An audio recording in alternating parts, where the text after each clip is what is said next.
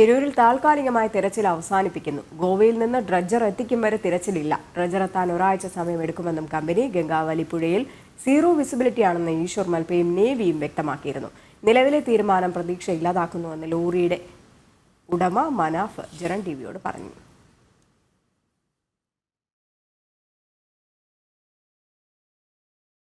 ഗംഗാവലി പുഴയിൽ അർജുനായുള്ള തിരച്ചിൽ താൽക്കാലികമായി അവസാനിപ്പിച്ചിരിക്കുകയാണ്. അപ്പോൾ അർജുന്റെ ബന്ധു കൂടി ജിതിൻ നമ്മളോടൊപ്പം ചേരുന്നുണ്ട്.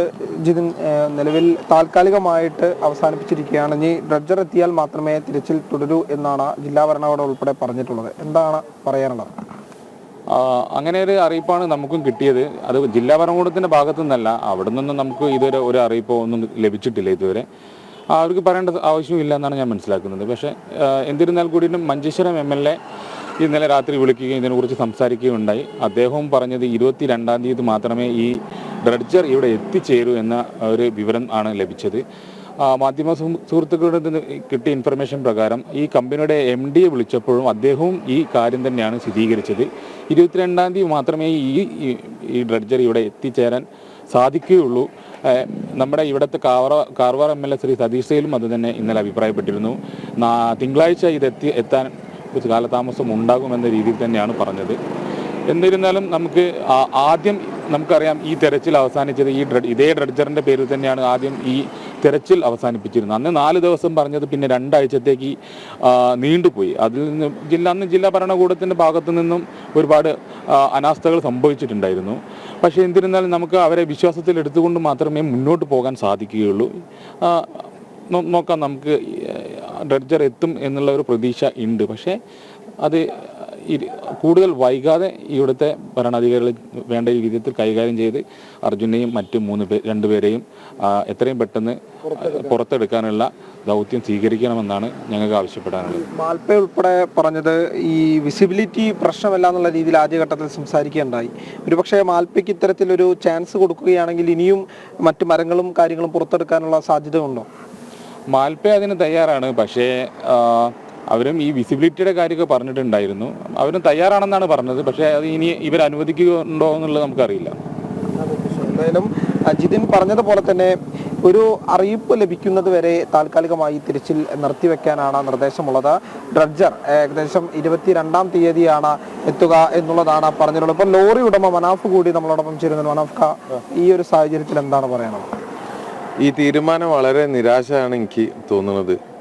ഒരിക്കലും പ്രതീക്ഷിക്കാത്തൊരു തീരുമാനം. വിസിബിലിറ്റി കുറവാണ് കാരണം പറയുന്നത്. എന്തെങ്കിലും ഒരു കാരണം പറയാന്നുള്ള കാലാവസ്ഥ നിങ്ങൾക്ക് അറിയാലോ. ഇപ്പോൾ വെയിലാണ്. ഒരു കുറച്ച് നേരത്തെ ഒരു മഴ ഇന്നലെ ഉണ്ടായതുള്ളൂ. അരമണിക്കൂർ മഴ പെയ്തതാണ്. ഇന്നലെ പൂർണ്ണമായിട്ടും വിസിബിലിറ്റി കുറവ് തന്നെയായിരുന്നു. എന്നിട്ട് പോലും നമുക്ക് ഒരുപാട് സാധനങ്ങൾ വാഹനത്തിൻ്റെത് എടുക്കാൻ കഴിഞ്ഞ്. അത് ഞങ്ങളിതൊന്നുമല്ല. ഞങ്ങളിപ്പോൾ ഇവിടെ ഈ ദൗത്യം മൊത്തം വെറും ഒരു അർജുനോ അല്ലെങ്കിൽ ഒരു ലോറിക്കോ വേണ്ടിയിട്ടുള്ള തെരച്ചിലല്ല.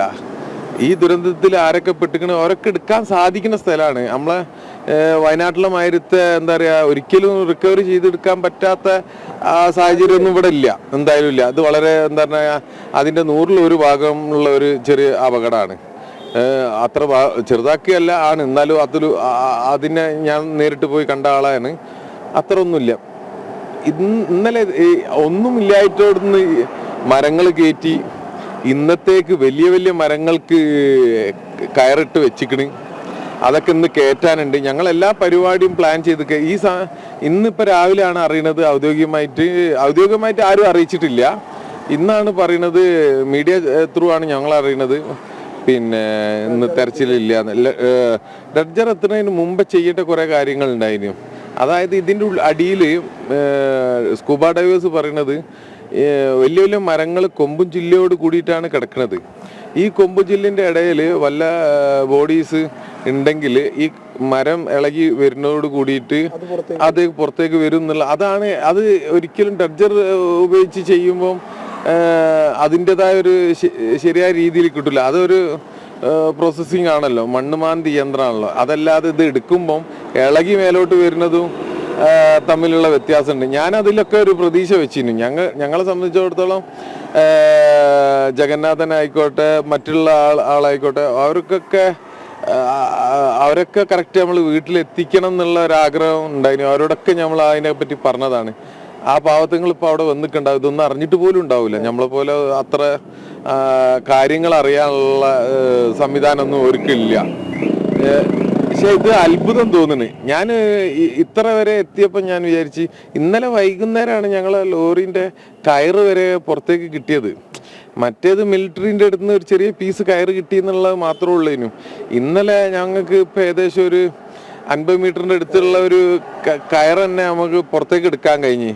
ബാക്കി കയറുകൾ ശരിക്ക് ഒരു ലോറി ലോഡ് കയറ്റുമ്പോൾ കെട്ടിയ മാതിരി തന്നെയാണ് ഇപ്പോൾ കയറുകൾ മേലെ ഇങ്ങനെ പൊന്തി കിടക്കുന്നത്. അതിൻ്റെ അടി എവിടോ ടൈറ്റാണ്. അത് നമ്മൾ മനസ്സുകൊണ്ട് ആഗ്രഹിക്കുന്നത് അത് ഞങ്ങളെ ലോറിൻ്റെ ഹുക്കുമ്മൽ കെട്ടിക്കിടക്കുകയാണെന്നുള്ള ഈ ഒരു സാഹചര്യത്തിൽ നമ്മൾ അതിനോട് അടുത്ത് വരുമ്പോൾ ഇത് എപ്പോഴും ഇവിടെ ഉള്ളതാണ്. അടുത്ത് വരുന്ന സമയത്ത് എന്തെങ്കിലും കാരണം പറഞ്ഞിട്ട്, പക്ഷെ ഇവിടെ കഴിഞ്ഞ പ്രാവശ്യമൊക്കെ നിർത്തിയ പിന്നെയും കാലാവസ്ഥയൊക്കെ ഒരു പ്രശ്നമാണ്. ഇതൊരു വിസിബിലിറ്റി ഇവർക്ക് അല്ലെങ്കിലും എവിടെ വിസിബിലിറ്റി കിട്ടുക?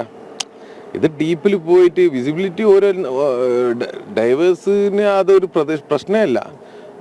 ഒരു ആ വിസിബിലിറ്റി കുറവിലും എടുക്കുക. ഇത് ഒക്കെ ആശങ്കയുണ്ട്, അത്ഭുതമുണ്ട്. അതേമാതിരി തന്നെ ഇതിൽ കുറെ സംശയങ്ങളും ബാക്കിയുണ്ട്. ഇത് പൂർണ്ണമായിട്ടും ഇത് പ്രതീക്ഷ നഷ്ടപ്പെട്ടു.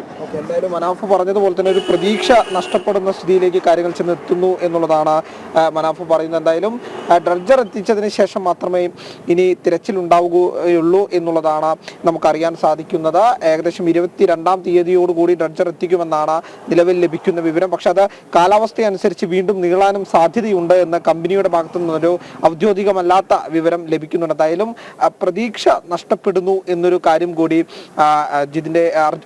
അർജുന്റെ കുടുംബവും മനാഫും ഉൾപ്പെടെ പറഞ്ഞൊരു സാഹചര്യമുണ്ട്. സുബിത്തിനൊപ്പം വി സോനകൃഷ്ണ, ജനം, ഷിരൂർ.